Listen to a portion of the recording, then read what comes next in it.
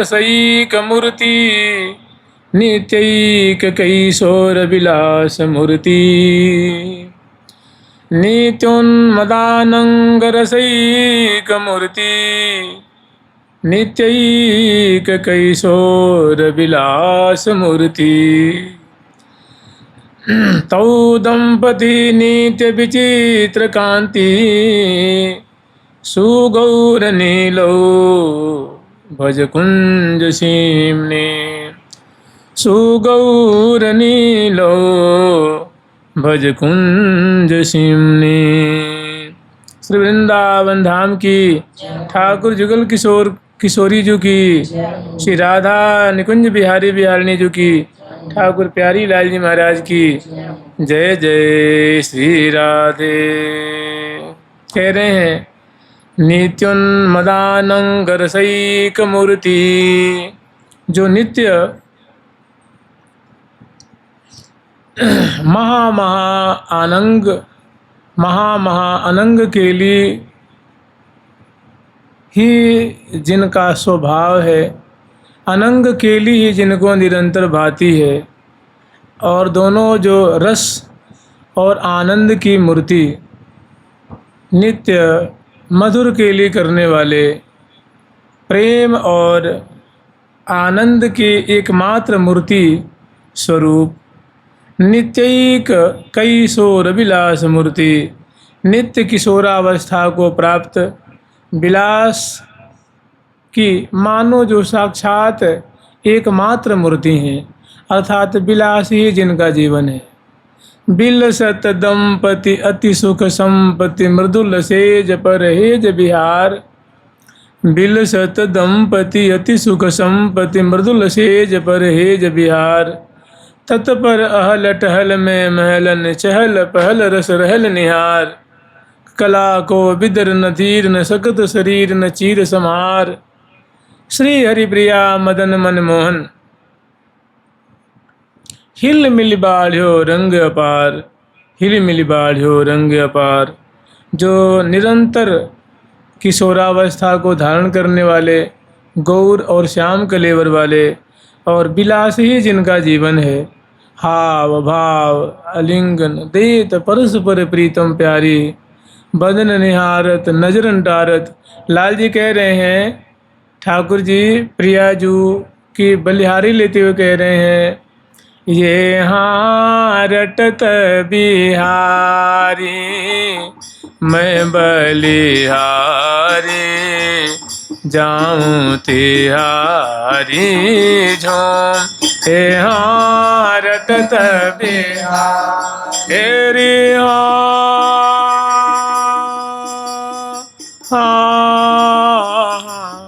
हो रटत बिहारी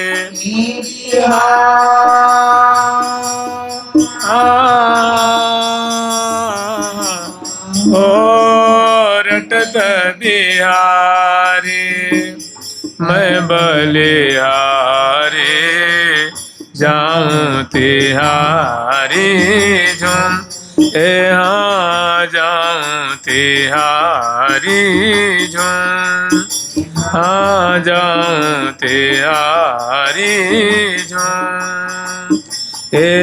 हाँ प्यारी के बदनार बिंद की,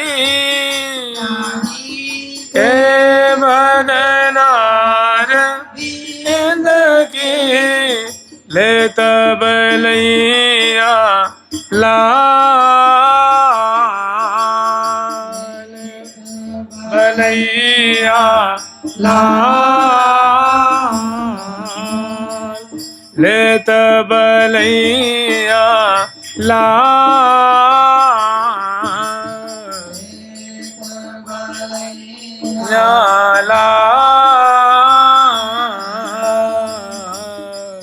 लेत बलैया लाल।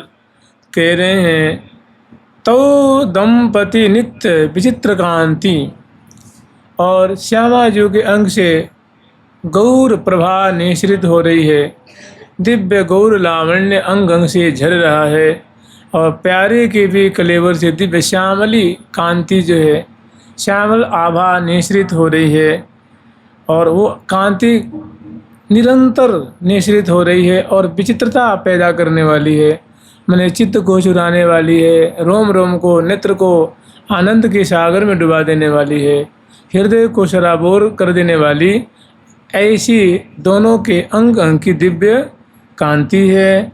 सुगौर नीलौ भज कुंज सिमनी, वृंदावन की कुंजों में गौर श्याम श्री लाडली लाल का प्रेम पूर्वक भजन करो, उनकी सेवा किया करो। जुगल सरकार की, लाडली लाल की जय जय श्री राधे। परस्पर प्रेम रसाति काष्ठा, घनाकृति मोहन दिव्य रूपो। परस्पर प्रेम रसाति काष्ठा, घनाकृति मोहन दिव्य रूपो। प्रीत्यात्म वृंदा विपिने रसांध, सखी समेतौ सततं स्मरामि, सखी समेतं सततं स्मरामि। परस्पर प्रेम रसाति काष्ठा, परस्पर प्रिया जो हैं निरंतर प्यारे श्याम सुंदर के रोम रोम को, नेत्रों को, श्रवण को, रसना को, अजरामृत दान करके रसना को, सुंदर वचनामृत के द्वारा उनके कर्ण विवर को, दिव्य अंग अंग की सुगंधि से उनकी नासापुट को, और नेत्रों रूप माधुरी से उनके नेत्रों को, इस प्रकार प्रिया जो प्रेम की पराकाष्ठा प्रकट करके प्यारे श्याम सुंदर को निहाल कर रही हैं। और ठीक उसी के अनुरूप प्यारे श्याम सुंदर भी अत्यंत समर्पित भाव से अपने रूप माधुरी रूप सुधा को वर्षण करके प्रिया जी के भी नेत्र को छका रहे हैं। उनके चित्त को, उनके मन को, उनके रोम रोम को बड़ा सुंदर, प्रिया जो के रोम रोम को भाने वाली जो प्यारी की रूप माधुरी है वो वर्षण कर रहे हैं। इस प्रकार दोनों प्रेम की जो पराकाष्ठा है उसका पल पल में समास्वादन कर रहे हैं, उसमें डूबे हुए हैं। घनाकृति मोहन दिव्य रूपो, घनाकृति मोहन दिव्य रूपो, और दोनों जो है अत्यंत सुंदर रूप माधुरी को धारण करने वाले हैं। प्रिया जो भी मधुराति मधुर लावण्य से युक्त कलेवर वाले हैं और प्यारे भी बहुत सुंदर। घन श्याम बरन तन कमल नयन, बर बरन तबैन बनैन सखी। श्याम बरन तन कमल नयन, बर बरन तबैन बनैन सखी। अति सुंदर सोहन मन मोहन, अति सुंदर सोहन मन मोहन, मूर्ति मंगलमय सखी।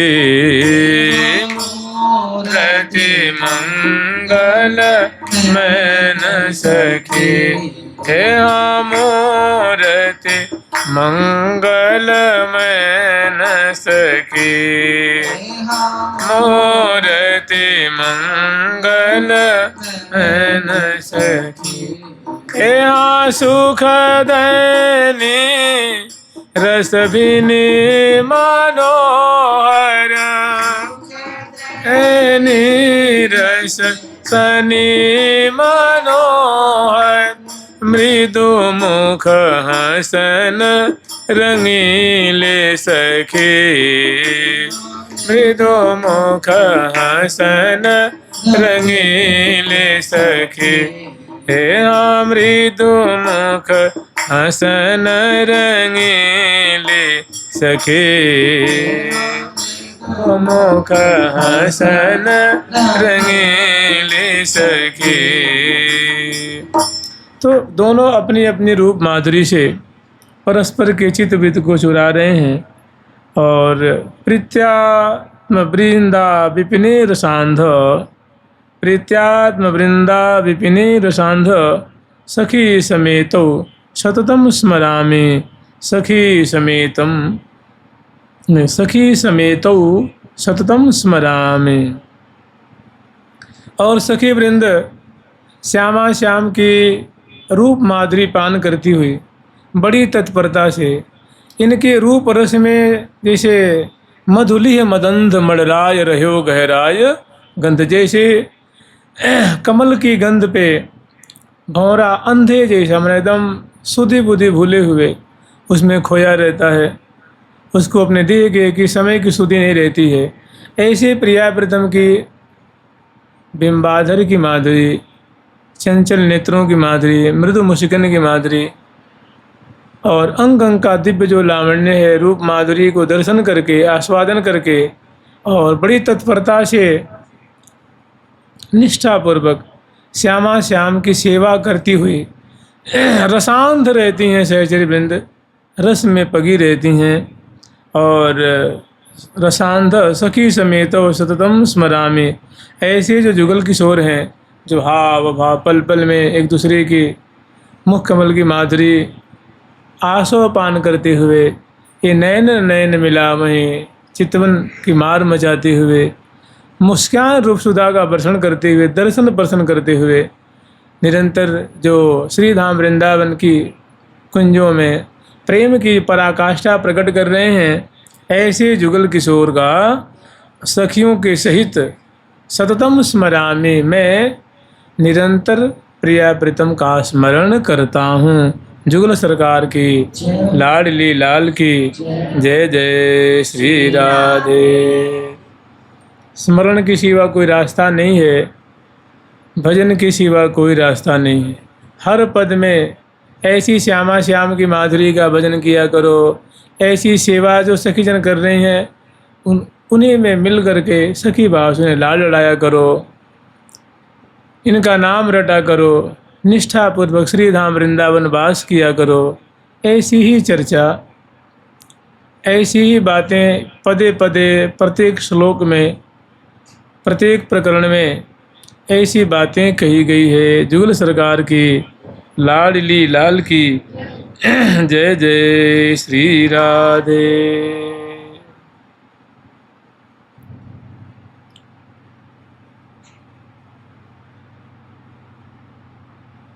एक छोटा सा प्रकरण आज स्मरण करेंगे, बहुत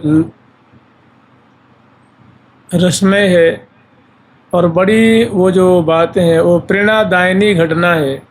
एक भक्त माता, एक भक्तिमती माता की दिव्य गाथा है, उनका थोड़ा स्मरण करिए। जुगल सरकार की लाडली लाल की जय जय श्री राधे, जय जय श्री राधे।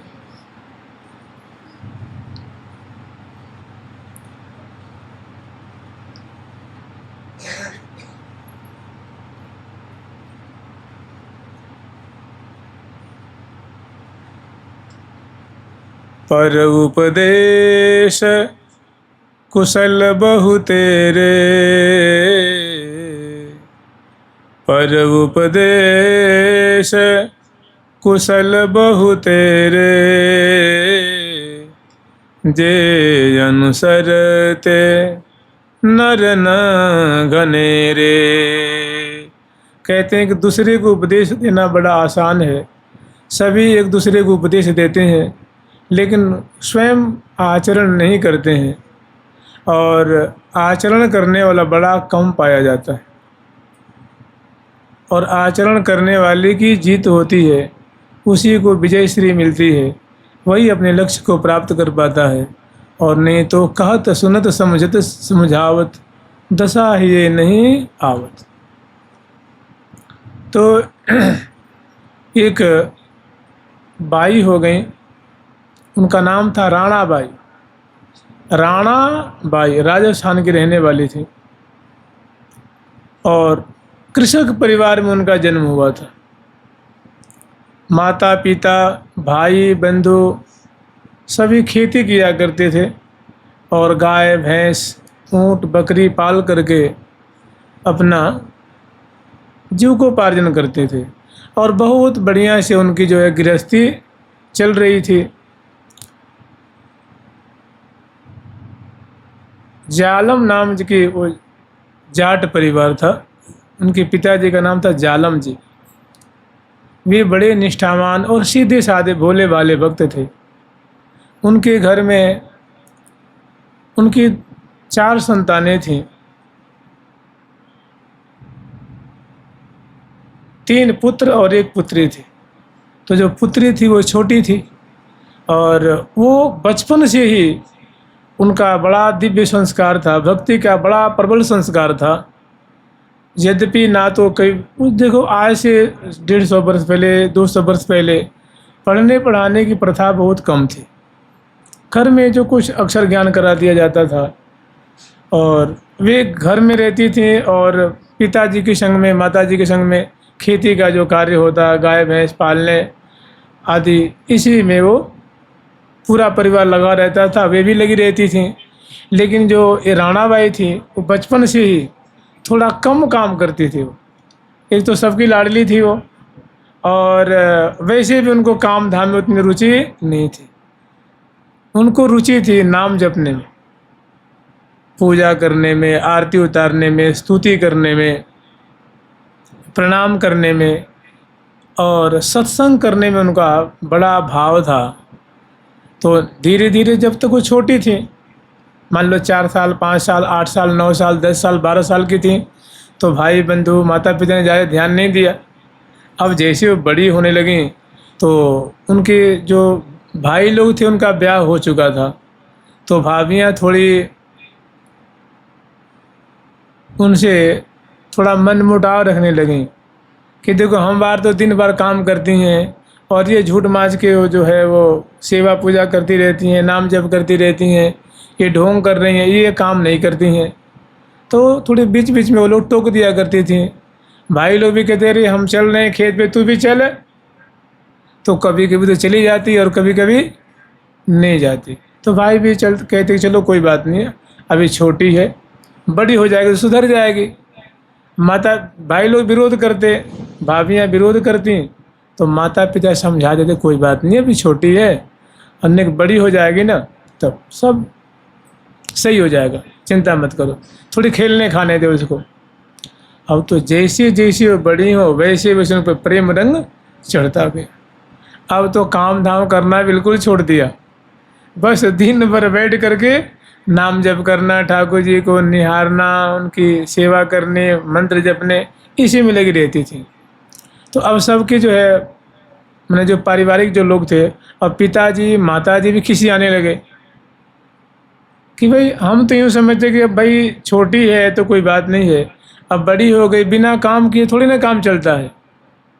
तो ने फिर एक उनके पास विकल्प रहा कि कोई बात नहीं, चलो जो उनकी माताजी थी वो भाभियों को समझा देती कि कोई बात नहीं, बेटी है, ज़्यादा सेवा पूजा कर रही है, और ब्याह का समय आ जाएगा ना, जब इसका ब्याह हो जाएगा तो अपने आप सुधर जाएगी, दूसरे घर चली जाएगी, वहाँ जाएगी तो सारी जिम्मेदारी संभाल लेगी।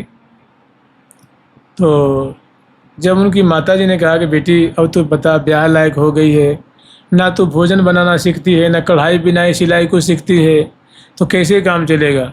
तो बिल्कुल एकदम सतर्क हो गई, सावधान हो गई। बोली माँ मैं ब्याह नहीं कराऊंगी। बोली क्यों, कैसी बात करे, अरे जवान बेटी कब तक घर में रहेगी। पिताजी बोले तो बेटी कैसी बहकी सी बात कर रही है। बोले ना जो हमने कह दी सो कह दी, और मैं ऐसे बर को नहीं भरूंगी जो जन्मे मर जाए। मैं तो मेरा तो ब्याह हो चुका है। तुमने कहा कैसे, कहाँ, कब और कैसे हो गया। तो उन्होंने कहा कि हमारे जो गुरुजी थे ना, जो गुरुजी ने हमको दीक्षा दी थी उस दिन, तो वो गुरुजी हमारा ब्याह करा दिए, मेरा ठाकुर जी से ब्याह हो गया, अब मैं किसी ब्याह करने वाली नहीं हूँ। अब तो महाराज बिल्कुल एकदम दृढ़ हो जाते हैं वैसे अवस्था भी अब बड़ी हो रही थी और बिल्कुल अपने टेक पे अड़ जाते। माता पिता को भी बस दो टूक जवाब देते कि हम तो केवल भजन करेंगे और ना हमें ब्याह करनी ना शादी करनी है। उन्होंने कहा ठीक है चल तो भजन करेगी, लेकिन बता बेटी घर घर में कब तक रहेगी? भाई दूसरे घर तो जाना ही पड़ता है ना।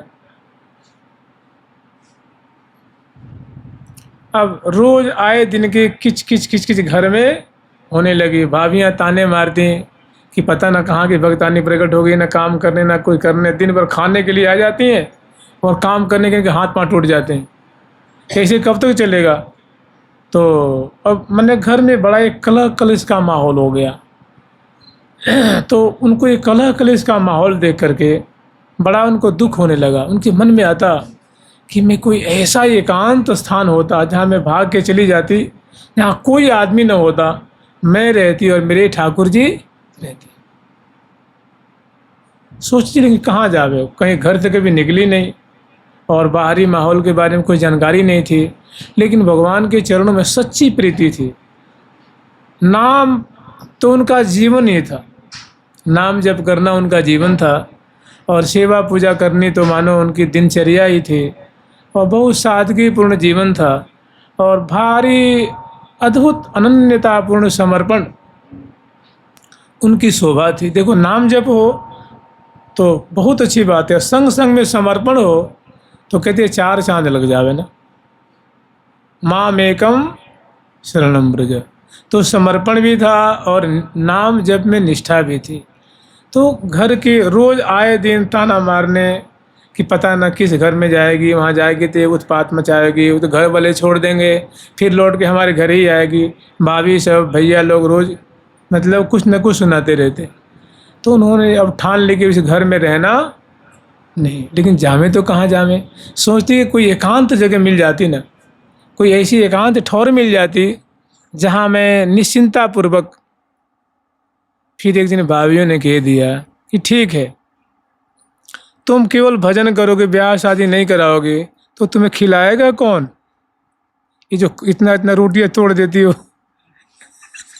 थाली के थाली गटक जाती हो, तो ये कौन खिलाएगा? अगर मान लो तुम्हारा ब्याह होगा तुम्हारा पति खिलाएगा, और हम लोग कब तक खिलाएंगे?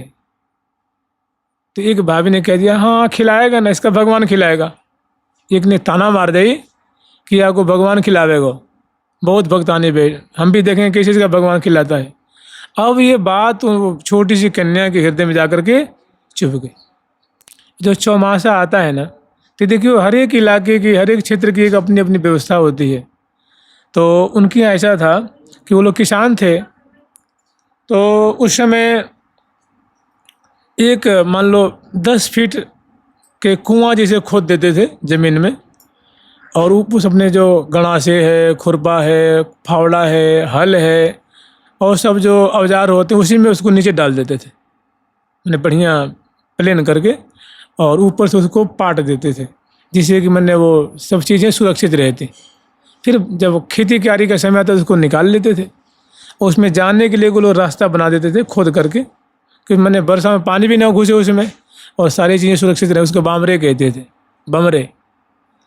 तो उसी में उन्होंने देखा कि भाई एक जगह बहुत बढ़िया है, उसी बमरे में वो उतर गई। वो कुआं से में घर में बना कर रखा हुआ था, उसमें 6 महीना कोई जाता ही नहीं था।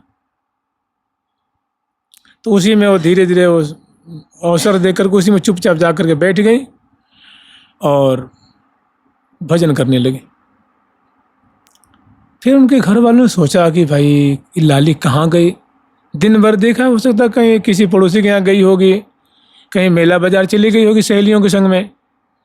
फिर जब रात्रि हुई तो बड़ा उन लोगों के मन में बड़ा विषाद हुआ कि हो सकता है हमारी जो व्यंग्यात्मक बोली है ना, जो हम लोग ताना मारते थे, उसी से बेचारी क्रुद्ध होकर के हमारी बेटी तो भाई भाभी को डांटे, भाभी को सास डांटे और ससुर जी भाभियों को डांटे कि तैने हमारी बेटी को पता ना कहाँ बजा दे, और बेटों को फटकार के तुम बार बड़ी उसके पीछे पड़े हुए थे, लो और कहाँ गई बेटी। फिर रिश्तेदारी नातेदारी जहाँ तहाँ ढूंढे। फिर उनके मन में आया कि हो सकता है कहीं गुरु आश्रम में गई होगी। बीच बीच में गुरु जी के यहाँ चली जाती थी आश्रम पे, थोड़ी दूरी पे 8-10 किलोमीटर पे उनकी गुरु जी का आश्रम था। तो वहाँ वो लोग गए, वहाँ जाके देखे, पता लगाया तो गुरु जी ने कहा यहाँ तो कन्या आई नहीं है। फिर वहाँ से भी वो उल्टे बाट चले आए। अब तो बड़ा उनके घर में विषाद फैल गया। फिर अपने में वो लोग एक दूसरे पे आक्षेप करें, आरोप प्रतिरोप लगाएं कि तुम्हारे कहने से हमारी बेटी कहूँ जाकर लगता कुआं बावरी में डूब के मर गई है। कमेंट तो करते थे, टिप्पणी करते थे, एक दूसरे पे उसको ताने मारते थे, लेकिन किसी के हृदय में उतना मतलब भयंकर पाप नहीं था। बेटी को सुधरने के लिए इसे कहते थे। अब तो महाराज बहुत घर में विषाद फैल गई। बेटी गई तो कहाँ गई? जहाँ पर्वत है, डूंगर है, गुफा है, जहाँ तहाँ भी नदी नाले सब देख लिए, कहीं मिले ही नहीं। अब घर में बैठी हुई है बेटी, घर में जो बामरे होता है उसी में बैठी हुई है और बस नाम जप करे। जेमी 24 घंटा निकला तो गुरु जी उसी बावरे में प्रकट हो गए। आके गुरु जी को देखा, उन्हें प्रणाम किया, यहाँ बैठी है। गुरु जी ने रोटी लेकर खिला दिया और खिला के चले गए। फिर कभी ठाकुर जी आते, खीर पूड़ी खवा करके सिर पे हाथ रखते, कह चुपचाप तो प्रेम से भजन कर, चिंता मत करिए। फिर ठाकुर जी चले जाते। कहीं प्रिया प्रीतम दोनों आते और उनको खवा के, इसे 6 महीना भी निकल गया। और वो खा पी करके चुपचाप राधा कृष्ण राधा कृष्ण राधा कृष्ण राधा कृष्ण राधा कृष्ण राधा कृष्ण राधा कृष्ण राधा कृष्ण राधा कृष्ण जाप करती। ऐसा 6 महीना निकल गया, ना उनका शरीर सूखा, न भूखे मरी। एक दिन जब ये चौमासा निकल गया तो खेती क्यारी का समय आया, तो उनका भाई उसको हटा करके उसमें घुसा।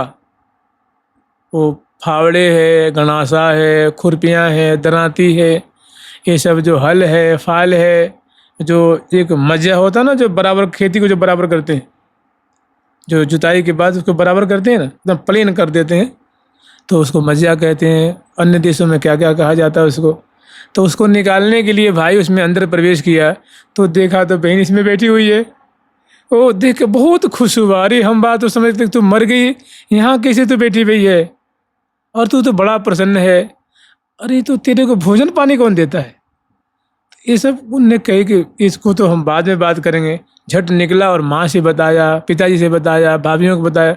परिवार के लोग बड़े खुश हुए। जाके देखे तो मैया तो जाके हृदय से लिपट गई, बेटी अरे तू बच गई, हमारे लिए बहुत बड़ी बात है। हम बात तो यूँ समझ रहे कि तू तो मर मर आ गई होगी, लेकिन ठाकुर जी ने हमारी आन रख ली है, हमारी पन रख ली है। और लगे सब पूछने की, लाली तेरे को भोजन कौन कराता था, क्या खाती थी, क्या पीती थी? तो उन्होंने सादगीपूर्ण बिना कपट किए सही से बता दिया कि माँ मेरे को कभी कोई ठाकुर जी आते थे, कभी राधा रानी आती थी, कभी गुरु जी आते थे और समय पे भोजन करा देते, पानी पिला देते और सिर पे हाथ धरते, आशीर्वाद देते, फिर चले जाते और कहते चिंता मत कर, तेरे जैसे भक्त के लिए तो हम अवतार लेते हैं, तेरे जैसे भक्त के लिए धर ही दे नहीं आन निहोरे, तुम सरीखे संत प्रिय मोरे। कि मैंने ठाकुर जी ने जैसे कहा ना, भजन दिया है कि तुम्हारे जैसे भक्त मुझे बड़े प्यारे लगते हैं और तुम्हारे जैसे भक्तों के लिए तो मैं अवतार धारण करता हूँ। तो अब तो फिर वो बाहर निकली और काना फूंसी धीरे धीरे, मैंने पूरे उस गांव, दूसरे गांव, तीसरे गांव, चौथे गांव, उनके पास पड़ोस में तो खैर ये बात कीर्ति फैली। उनके आसपास के जितने भी गांव, उस समय जानते हैं, उस समय जो भारत की जो परंपरा थी ना, राज्य परंपरा, राजा की परंपरा थी ना, तो पीढ़ी दर पीढ़ी राजा हुआ करते थे। तो उनके आसपास जो जिससे वो शासित क्षेत्र था वे भी राजा थे। तो वे दर्शन करने आए, बड़े खुश हुए दर्शन करके। और आसपास के राजा महाराजा भी सुने कि भाई हमारे देश में, हमारे राज्य में ऐसी भक्तानी जैसी मीरा जैसी, करमेती जैसी, तो बड़े उपहार आदि लेके आते, दर्शन करते, बड़े खुश होते और अपने को कृत मानते कि देखो हमारे राज्य में भी एक ऐसी हरि की भक्ता है, हम तो धन्य धन्य हो गए इनका दर्शन करके। अब तो हमारा कीर्ति चारों ओर फैल गई। जो लोग आते उनके दर्शन करते, उनके दर्शन मात्र से मनोकामना पूरी हो जाती। लेकिन जानते हैं कोई भी चीज़ बहुत दिन तक टिकाऊ नहीं होती है ना। अगर मान लो आपको कीर्ति मिल रही है, किसी को जश मिल रहा है, तो अपमान भी होगा बहुत जल्दी। ये दोनों का जोड़ा है। ऐसा कोई ना कोई बानिक बनेगा, ऐसी कोई ना कोई घटना घटेगी कि कीर्ति धूमिल होने का अवसर आएगा। इसी बीच में जानते क्या हुआ, उनके पिताजी तो काश्तकार ही थे। बगल के जो जिस राजा के यहाँ वो लोग रहते थे, तो किसानों को जानते हैं ना, टैक्स देना पड़ता है, मालगुजारी देनी होती है।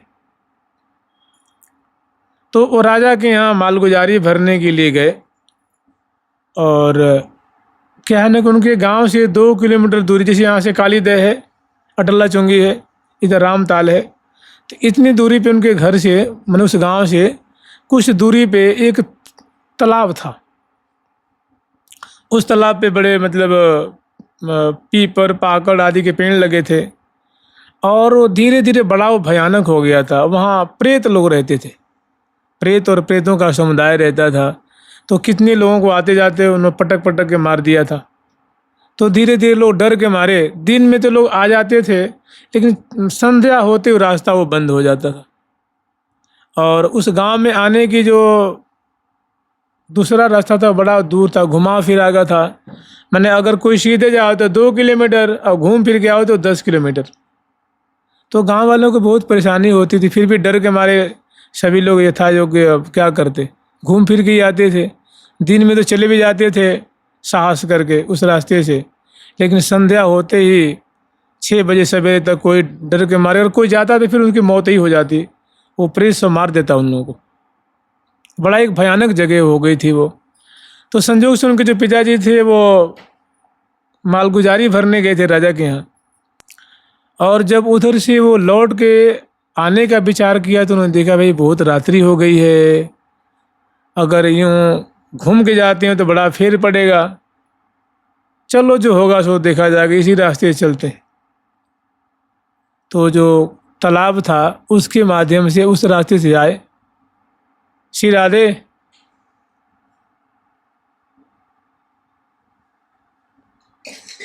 फिर उसी रास्ते से आ रहे, तब तक क्या था कि उन्होंने देखा कि तालाब पर बहुत बड़ा जश्न मनाया जा रहा है, जैसे अपने यहाँ जश्न मनाया जाता है ना, माने बड़े बड़े नगाड़े बज रहे हैं, ढोल बज रहा है, और झांझ बज रहे हैं, ऐसे बहुत सारे बाजे बज रहे हैं, और वो सब प्रेत और उनका परिवार नृत्य कर रहा है। वो देख के तो पहले ही से डरे हुए थे, उसको देखे तो भाई उनके तो खून ही सूख गया। उसमें जब ही वो आ रहे थे तो कुआं, वो जो सरोवर पे पहुँचे, तो उस वक्त जो प्रेतों का सरदार था वो आया और उनके सामने आके खड़ा हो गया। पूछा क्यों, तुझे डर नहीं लगता है? मुझे डर तो लगता है लेकिन हमें एक मुसीबत आ गई, इसीलिए इस रास्ते से आए। बोला आज छोड़ देता हूँ, लेकिन एक शर्त पे छोड़ूंगा। बोला किस शर्त पे छोड़ोगे? तो तुम्हारी बेटी अब जवान हो गई है, और देखो मैं तुम्हारी बेटी से ब्याह करूँगा। बोल तू अपनी बेटी देता है कि नहीं देता है? गला पकड़ लिया। अब गला पकड़ा उन्होंने, हामी भरी, हाँ दे दूंगा। डर के मारे कहा कि ब्याह करा दूंगा, अपनी बेटी दे दूंगा। बड़ा खुश हुआ। जब भी आए तो उन्होंने अपनी बात आकर के परिवार में कही कि भाई ऐसी ऐसी बात है, एक प्रेत हमको घेर लिया था, और जो सरोवर पे रहता है ना प्रेतों का सरदार, और उसके यहाँ बहुत भारी जश्न मनाया जा रहा था। तो मैं उसी रास्ते से जल्दी जल्दी के मारे आया। वैसे मुझे फिर मैंने घूम के आना था, लेकिन पता न मेरी मति मारी गई। जल्दी जल्दी में मैं भी उसी रास्ते से आया, प्रेत ने मुझे घेर लिया और मेरा गला पकड़ लिया, और मुझे एक शर्त पे छोड़ा कि तेरी बेटी जवान हो गई है, अब मेरे से ब्याह कर दे, करता है कि नहीं करता है? तो मैं डर के मारे वचन दे आया। तो उनकी जो बेटों की बहुएं थी वो लगी कोसने की, हाँ अब तो ऐसे ही होगा ना, अब प्रेतों से इसका ब्याह होगा, प्रेत उसको ब्याह के ले जाएगा, इस तो हमारे घर में जन्म लेकर के इसने तो नाक कटा दी है, पता न का करेगी ये, बहुत सारी बातें कहीं। फिर उनका बेटी ऐसी सी बात है, उनका पिता डरिए मत, मुसीबत है ना, नाम लेत भव सिंधु सुखाही, करहु विचार सुजन मन माही। पिताजी डरिए मत, मेरे पास भगवान का नाम है, आप उसको कह आए हैं ना, कब आएगा वो? तो उन्होंने कहा बेटी वो उसने मावस की कही है, उनके उसको बारात ले आने दो। अब तो महाराज मावस के दिन जिस संध्या होने लगी तब तो प्रेतों की बारात, वो नाचते गाते। आप लोग देखेंगे ये जो गर्मी के दिन में है ना, एक बवंडर होता है गोलाकार, एक आंधी उठती है यूं करके, वो अगर कुछ कोई उसके भीतर आ जाए उसको उड़ा ले जाता है, उसको बवंडर कहते हैं। अब ऐसे संस्कृत आदि में चक्रवाक वायु कहते हैं। तो मैंने चक्राकार होता है ना गोलाकार, ये चक्र नाचता है वैसे होता है। वैसे पूरे गांव में बवंडर उठता था, किसी की झोपड़ियाँ उड़ाने जाए, किसी के गाय भैंस उड़ा दे, और ऐसे वो डम डम बजाते गाते नाचते कूदते आए दरवाजे पे। और अब तो गांव वाले देखने आए बारात, और आस पड़ोस के लोग डर के मारे, किसी की एक आंख था, मैंने आंखें थी ना, किसी के 4 हाथ, किसी के 2 हाथ, किसी के दांत बाहर निकले हुए, और भयंकर भयंकर प्रेतों का रूप था जी। तो पड़ोसी लोग, गांव के लोग देख देख कर डर के मारे अपने सांकर बंद कर लिए, दरवाजे बंद कर लिए, और यहीं दरवाजे पे आके वो डट गए। उन्होंने कहा हाँ अपने बेटे को बुलाओ, और आते ही अपने आप चौकी सज गई, बेदी सज गई अपने आप सुंदर। उसके घर पे जो वो जाटनी थी ना, जो जाट जामल जी थे, उनके घर पे स्वस्ति, मतलब जो स्वस्ति रचना करते हैं वो बन गया, कलश स्थापित हो गया, कदली रोपण हो गया, बंधनवार बन गया। अरे सब पता ना, कोई दिखता नहीं था, सजाता वैसा हो गया। जैसे कोई कार्य अपने आप होवे ना, तो भूतों की ऐसी माया थी कि सब उसने मैंने दुल्हन के घर को सजा दिया सब। अब उनकी जो भाभियाँ थी देखने आई, वो देख के जाके घर में छुप गई, बोली कि पता नहीं क्या करेगी, अब प्रेत के घर जाएगी, प्रेत पता नहीं हमारा नाश कर देगा, हमारे बच्चों को मार देगा, हमारे आदमी को मार देगा, अब पता ना क्या अनर्थ होने वाला है, हमें तो कुछ समझ में नहीं आ रहा है। तब उसका है अपने बेटी को ले आ। उनका बेटी वो तो आ गया है, कहा ठीक है पिताजी आने दो। उन्हें तुरंत निकली अपने घर से, और में जैसे जो मुख्य दरवाज़ा होता है ना, मुख्य दरवाजे पे तो ब्याह में द्वार पूजा होता है ना, वहीं पे वो बारात आके डटी हुई थी। जेमी अपने मुख्य दरवाजे पे पहुंची, उनको देखते ही उन्होंने झट निकल के आई और अपने गुरुदेव का ध्यान किया। गुरुदेव के ध्यान करते ऐसी शक्ति आई उनमें कि उतना भयंकर प्रेत वो उनको देखते थर थर थर थर थर थर कांपने लगा, जैसे निस्तेज हो गया हो। और उन्होंने उसे गला पकड़ा, पटक दिया रानाबाई ने, अब पटक के छाती पे चढ़ गई। अब बोला कि आप मुझे मेरी जान बख्श दीजिए, आप मुझे छोड़ दीजिए, मैं कभी यहाँ पाँव नहीं धरूंगा। और अपने सरदार की ऐसी हालत देख करके जितने भूत प्रेत कच्चा बच्चा थे सब वो सबरे भाज गए छोड़ के उसको। और वो दुहाई गुहार करके अपना पिंड छोड़ाया, चरणों में प्रणाम किया, बोला कि ये आपके घर तो क्या, आपके सरोवर पे तो क्या, अब गाँव ही छोड़ दूंगा मैं बिल्कुल, हम नहीं रहेंगे यहाँ पे, जा रहे हैं। तो मैंने कैसे जान बख्श दिया राणाबाई ने, वो भाज गया। अब तो महाराज ये बात देख के तो अभी तो कीर्ति फैली थी, अब महा कीर्ति उनकी फैल गई। ये जानते किसका प्रताप है? नाम जप, भजन का, समर्पण का। सर्वतो भावेन समर्पिता इति भक्ता, जो भक्त होता है वो सर्व प्रकार से, हर प्रकार से अपने इष्ट को समर्पित होता है। और चुपचाप नाम जप का ये प्रभाव है कि ठाकुर जी आकर उनको भोजन कराते हैं, सिर पे हाथ रखते हैं, गुरु जी प्रकट हो जाते हैं, उनके सिर पे हाथ रखते हैं और भारी आश्वासन देते हैं। तो पहले ही सिद्ध हो गई ना, शुरू में ही सिद्ध हो गई, और अब महाराज उनकी कीर्ति दिशा विदिशा में फैल गई। अब लोग बाग दर्शन करने आते, दर्शन करने से उनकी सारी मनोकामनाएं पूरी हो जाती। अब बड़े बड़े राजा महाराजा आगे उनके दर्शन करते, उनसे उपदेश लेते। एक राजा थे राज सिंह जी, एक बार कहीं वो चढ़ाई पे जा रहे थे, माने युद्ध में जा रहे थे, तो उनके मन में आई कि भाई हमारे पास सेना भी कम है, और जो हमारा प्रतिद्वंदी है बड़ा, वो तो धुरंधर है, वो हर तरह से हमसे बड़ा है, लेकिन हम युद्ध न करें तो ये भी उचित नहीं है, युद्ध तो करना ही है, चाहे मैं वीर गति को प्राप्त हूँ, चाहे मेरा ये हमारी सारी सेना वीर गति को प्राप्त हो जाए, पीछे तो पाँव दूंगा नहीं। इसलिए वो जा रहे थे, मन में थोड़ा भय भी था कि क्या होगा कैसे होगा। तो उनके मन में एक बात आई, कि भाई चलो ना वो जो राणा बाई जी उनसे आशीर्वाद ले लें और तब चढ़ाई पे चलते। तो आए और जूती निकाले और खबर भेजी कि मैं श्री राणा बाई जी का दर्शन करना चाहता हूँ। राणा बाई जी को जाकर प्रणाम किया और बोला, बाई जी मैं चढ़ाई पे जा रहा हूँ, अगर जीत के आऊँगा तो आपका दर्शन करूँगा, आप आशीर्वाद दीजिए। उन्हें कैसी बात करते हो, भगवान का नाम जपते जाना, ठीक है, भगवान का नाम जपते जाना, उनकी शरण में रहना, जाओ तुम्हारी विजय होगी। वास्तव में कम टुकड़ी थी, सेना बहुत कम थी। जैसे मानो इनके पास 1000 सेना थी और प्रतिद्वंद्वी के पास 10,000 सेना थी। और राणा बाई की कृपा से विजयश्री हासिल हुई और लौट के आए तो बड़े आनंदित थे, बड़े खुश थे।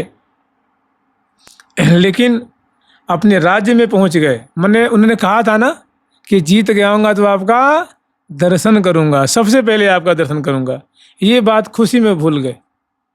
और यहीं अपने राज्य में किला में प्रवेश करना चाहे तो जो सिंह पौल होता है ना, मुख्य दरवाज़ा, तो हाथी पे चढ़ के जा रहे थे, वो हाथी अंदर प्रवेश ही न करे, बड़े उसको अंकुश लगावे, डंडा वंडा में जो जैसे भी उसको डरपावें, धमकी दें, उसको शासित करें, लेकिन वो हाथी अंदर जावे ही नहीं। तो उनके मन में बातें भी, क्या बातें नहीं जा रहा है, तो उनको याद है, देखो भाई, अरे मैं तो कौल वचन किया था, मैं भूल गया हूँ। तुरंत वहीं से हाथी को, अपने लाव लश्कर को मोड़े और राणा बाई जी के यहाँ आए। बोले, मुझे क्षमा करना, मैं तो कह के गया था कि जीत के आऊँगा तो आपका दर्शन करूँगा, लेकिन मैं वास्तव में पामर जीव, राज के अहंकार में मैं बिल्कुल भूल गया था। ये तो मेरे हाथी ने मुझे शुभ सूचना दी, ये तो अड़ गया, जिससे मुझे पुनः वो बात याद है, मैं आपके दर्शन करने आया हूँ, अपराध क्षमा करें। उन्होंने कहा, देखो कोई बात नहीं, भूल हो जाती है, मेरा यही तो दुनिया को नाश कर रहा है ना, यही तो माया है। आप जिताने वाले तो आपको ठाकुर जी हैं, तो जिन्होंने आपको जिताया है, जिन्होंने आपको विजय श्री दी है, उनका ध्यान करना, उनका नाम जप करना, सदैव विजयी रहोगे। उनसे आशीर्वाद, जाओ। आशीर्वाद लिया और चले गए। नाम जप नाम जप नाम जप बावरे, नाम जप बावरे, नाम जप नाम जप नाम जप बावरे, नाम जप नाम जप बावरे, नाम जप नाम रट बावरे, नाम रट बावरे, नाम रट नाम रट बावरे, हट नाम रट बावरे, नाम जप नाम जप बावरे, नाम जप बावरे। फिर जब वो पधार गई तो उन्होंने कहा था कि मेरी, ऐसे श्रद्धालु लोग होते हैं ना, वो तो पधार गई, समय आया तो दिव्य धाम चली गई, भगवान के परिकर में जाके सम्मिलित हो गई। फिर उनके भक्तों ने, श्रद्धालुओं ने उनकी समाधि बना दी, कच्ची समाधि होती है ना, पहले ज़माने में कच्ची समाधि बना करती है, तो और उस पर श्रद्धालु लोग सेवा पूजा करते, चढ़ाते, और बड़ी उनकी मान्यता थी। एक बार क्या हुआ, कोई राजा थे और उनकी सेना थी, वो कहीं जा रही थी और बीच में उनका वो आश्रम पड़ा। तो वो लोग सोचे, चलो आश्रम पे बहुत बढ़िया, देखो हरियाली है, काफ़ी जगह है जी, कितनी बीघा में वो उनका आश्रम था। क्योंकि राजाओं ने ना रीझ करके उनके मतलब आशीर्वाद रूप में उनके आश्रम के प्रति अनेकों ज़मीन लगा दी थी। मैंने अनेकों बीघे ज़मीन राजा महाराज दे रखे थे कि आप यहाँ साधु सेवा करिए, भजन करिए, संत महात्मा आएंगे तो उनको डटने के लिए। तो जैसे जो दानी होते हैं वो कर देते हैं उदार मना। तो बहुत काफ़ी जगह थी, बाग बगीची, पेड़ पौधे, मंदिर आदि भी था। तो वहाँ उसी रास्ते से कोई राजा की यात्रा निकल रही थी, मैंने कहीं चढ़ाई पे जा रहे थे, तो फौजी लोग थे, वो लोग आकर के वहीं डट गए कि बहुत बढ़िया साफ़ सुथरी जगह है, सोने आदि के लिए, जंगल झाड़ी के लिए बहुत बढ़िया जगह है। तो मानो हज़ारों की टुकड़ी थी, वो आकर के रुकी। तो वहाँ के पुजारी ने मना करी, देखो भाई रुक जाओ कोई बात नहीं, लेकिन देखो आप लोग क्या आना, आप फौजी आदमी हो, आप लोगों का खान पान अच्छा नहीं होता है, शराब भी पीते हो, मांस भी, मछली आदि भी खाते हो, तो रुक जाओ कोई बात नहीं, लेकिन ये सब यहाँ खाना पीना नहीं। तो वो सब अर्रा के पड़ गए कि अच्छा अब तू मुझे बुद्धि देगा। और एक राणा बाई जाटनी थी, जब तक रही उसे सिद्ध पूजी गई, अब तो मरने के बाद उसको सिद्ध बना दिए हो। अंट संट बोलने लगे, बताओ एक आदमी को ये लोग भगवान बना दिए हैं। तो उन्होंने कहा भाई देखो हम कह रहे हैं ये यहाँ मतलब ये सहन नहीं करती हैं, कोई ना कोई अनिष्ट हो जाएगा आप लोगों का। बोले चल देखे अनिष्ट बहुत हमने,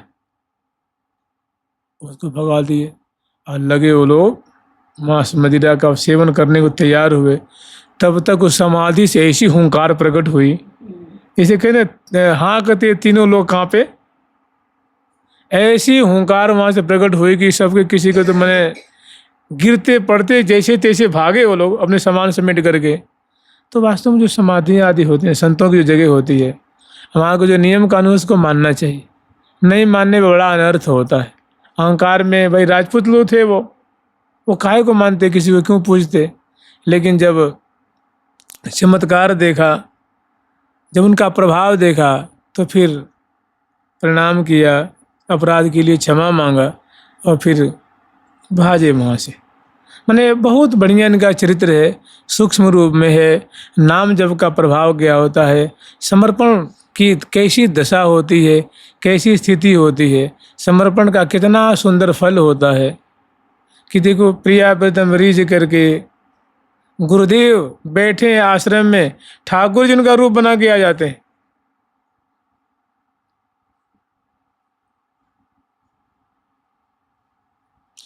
नाम जपा जिन जान लिया चारों वेद का भेद, नाम बिना नर पच मरे पढ़ी पढ़ी चारों वेद।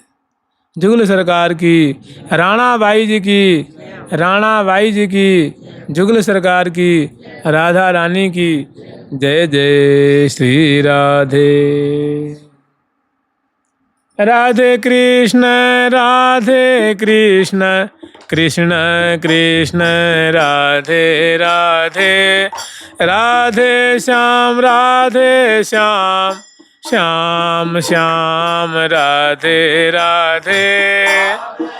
कृष्ण राधे कृष्ण कृष्ण कृष्ण राधे राधे, राधे श्याम श्याम श्याम राधे राधे। राधे कृष्ण कृष्ण कृष्ण राधे राधे, राधे श्याम श्याम श्याम राधे राधे। कृष्ण कृष्ण राधे राधे, राधे श्याम श्याम श्याम राधे राधे। राधे कृष्ण कृष्ण कृष्ण राधे राधे, राधे श्याम श्याम श्याम राधे राधे। कृष्ण कृष्ण कृष्ण राधे राधे, राधे श्याम श्याम श्याम राधे राधे। राधे कृष्ण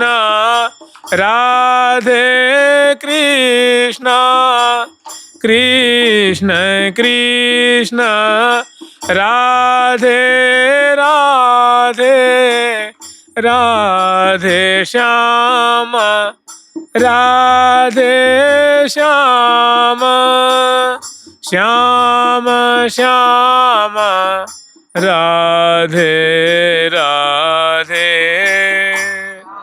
राधे कृष्ण